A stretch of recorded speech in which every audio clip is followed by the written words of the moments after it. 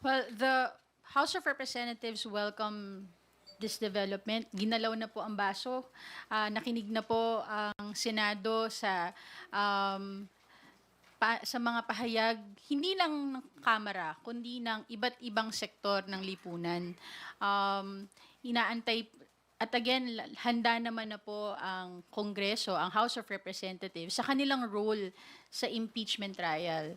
Nakapaghanda na po ang ating mga House prosecutors at patuloy na naghahanda at inaantabayanan natin ang formal na pagsimula ng impeachment trial. Ma'am, but there's also the resolution filed by Senator Robin Padilla to kill the impeachment complaint because of lack of material time in the 19th Congress. Your thoughts?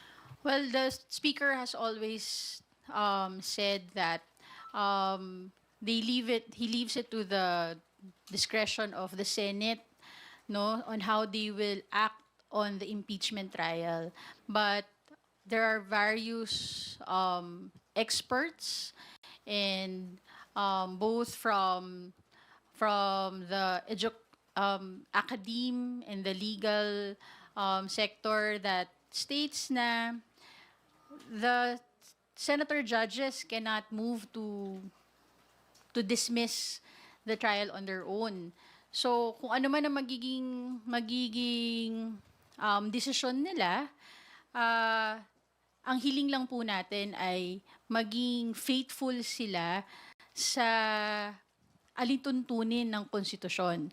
Because in a society that follows the rule of law, the Constitution will always be supreme.